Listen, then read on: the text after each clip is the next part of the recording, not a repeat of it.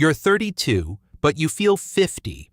Your friends are planning another festival, another late night out, another spontaneous road trip, and you're sitting there with your tea, your weighted blanket, and a quiet exhaustion you can't quite explain. You wonder, when did I become this person? You look around and everyone seems so light, so carefree, and you feel heavy, old, tired in a way that sleep doesn't fix. If that's you, if you've ever felt like you've already lived several lifetimes while your birth certificate says otherwise, this video is for you, because you're not broken, you're not boring, and you're definitely not alone. Let's talk about the psychology of feeling older than your age. So what does this actually look like? It's preferring a quiet Friday night over a crowded bar, and not because you're an introvert, but because the thought of small talk feels like running a marathon. It's looking at your peers posting about their adventures, their chaos, their carefree energy, and feeling like you're watching from the other side of a glass wall. It's your body feeling heavy. Not sick, exactly, just tired, like you've been carrying something for so long that you forgot it was even there. And then comes the guilt. Why can't I just be normal? Why can't I just enjoy things? Everyone else seems fine. What's wrong with me? Here's the thing. There's a difference between chronological age, the number on your birthday cake, and psychological age, the age your nervous system thinks you are. And for many millennials, especially those who grew up fast, took on too much too soon, or lived through quiet, unspoken hardships, your psychological age doesn't match your actual age. Your mind, your body, your nervous system, they've been running on a different clock. And that's not a moral failing. It's not laziness. It's not you being too serious or no fun. It's adaptation. It's survival. It's what happens when life asks you to grow up before you're ready. So let's dig into why this happens. Your brain doesn't track time the way a calendar does. It doesn't care that you're 28 or 35 or 40. What it does track is stress load, responsibility, threat, and safety. And if your brain spent years in survival mode, managing chaos, anticipating problems, taking care of others, staying vigilant, it ages differently. Chronic stress doesn't just make you feel tired in the moment. It fundamentally changes how your nervous system operates. When you're young and your environment requires you to be constantly alert, constantly responsible, constantly reading the room and managing other people's emotions, your brain develops what we call hypervigilance. This is when your nervous system gets stuck in a state of high alert, always scanning for danger, always anticipating the next problem, always braced for impact. And here's what most people don't understand. Your body keeps score. Even when the threat is gone, even when you're technically safe now, your nervous system remembers. It's like your brain's alarm system got so used to going off that it forgot how to turn off. This is why you can be sitting in a perfectly calm environment and still feel that underlying tension, that exhaustion that has no obvious source. Your nervous system aged faster than your body did because it had to. It had to protect you. It had to keep you safe. And it did its job. But now you're living with the aftermath. Let's talk about something called parentification. This is a term from psychology that describes what happens when a child is forced to take on adult responsibilities, either practically or emotionally, before they're developmentally ready. Maybe you were the one who had to manage your parents' emotions. Maybe you were the mediator in family conflicts. Maybe you were taking care of younger siblings while you were still a child yourself. Maybe you just learned very early that your needs came second, that your job was to keep the peace, to not make waves, to be the responsible one. When this happens, your brain develops adult-level emotional processing and responsibility centers way too early. You skip developmental stages. You miss out on the carelessness, the play, the permission to just be a kid. And your nervous system learns that the world isn't safe unless you're in control, unless you're managing everything, unless you're always 3 steps ahead. Trauma also plays a huge role here, and I want to be clear about something. Trauma isn't always dramatic. It's not always the big, obvious, movie scene kind of trauma. Sometimes trauma is quiet. It's relational. It's the accumulation of moments where you didn't feel safe, where you couldn't trust that someone would catch you, where you learned that you had to figure everything out on your own. When you experience trauma, especially chronic or developmental trauma, your sense of time gets distorted. You lose the lightness of childhood because childhood didn't feel safe enough to be light. Your mind matures faster because it has to. It's a survival mechanism. But the cost is that you feel decades older than you actually are because in many ways, emotionally and psychologically, you are. Now let's zoom out and look at the millennial context specifically, because this generation is dealing with a unique cocktail of stressors. You were told you could be anything, do anything, achieve anything if you just worked hard enough. And then you graduated into an economy that pulled the rug out from under you. Student debt that feels insurmountable, a housing market that's completely inaccessible, job instability, the gig economy, the pressure to have your life figured out by 25, while the previous generation could buy a house on a single income at that same age. Add to that the constant digital overload, the comparison trap of social media, the performance of having it all together online while barely holding it together offline.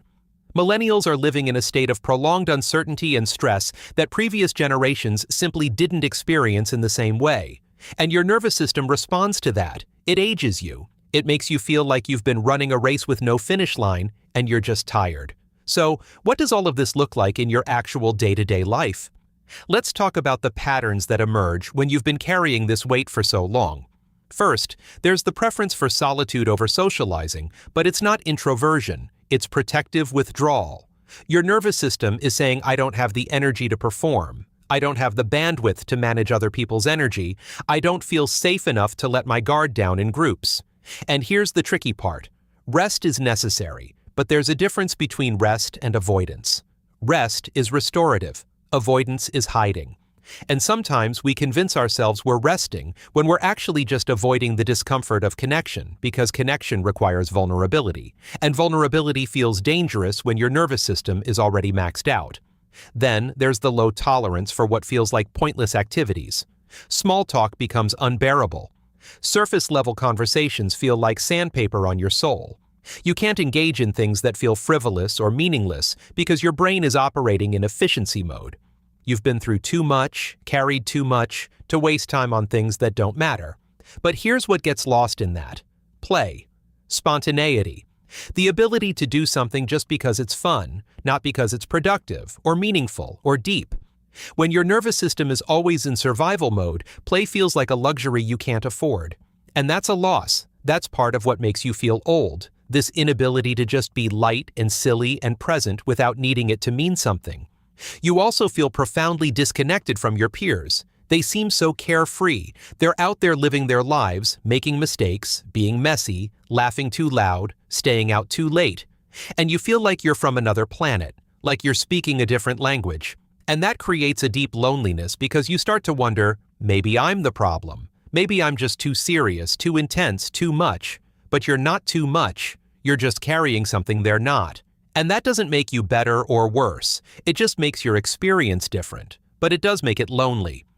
There's also this physical exhaustion that doesn't match your activity level. You didn't run a marathon. You didn't do anything objectively exhausting. But you feel like you did. That's because your body is holding decades of stress. Your nervous system is dysregulated, meaning it's stuck in that high alert state, constantly burning energy even when you're sitting still. And this is why rest doesn't always restore you. You can sleep for 10 hours and still wake up tired because the exhaustion isn't just physical. It's nervous system fatigue. It's the weight of hypervigilance. It's your body finally trying to process everything it's been holding. And finally, there's the constant anticipation of problems before they happen. You're always scanning the environment for what could go wrong. You're always 3 steps ahead, planning, preparing, bracing. People might call you responsible, organized, mature. But inside, it doesn't feel like maturity. It feels like survival. It feels like you can never let your guard down because the moment you do, something will fall apart. And that's hypervigilance. That's your nervous system saying the world isn't safe, so I have to stay alert. And that's exhausting. That's aging. Now here's the paradox. This way of being has given you things. You're probably deeply empathetic. You can read people like a book. You have emotional intelligence that most people don't develop until much later in life, if ever. You're resilient. You're strong. You've survived things that would have broken others. But here's what you've lost. Joy, lightness, presence, the ability to just be without needing to manage, control, or anticipate. You've gained depth, but you've lost ease. And that's the hidden cost. There's something else we need to talk about, and it's uncomfortable but important. Sometimes we get a little too comfortable in this identity. Sometimes we start to romanticize the weight. There's a subtle pride in being the mature one, the responsible one, the deep one. It makes us feel special in a world that often feels shallow. But here's the trap.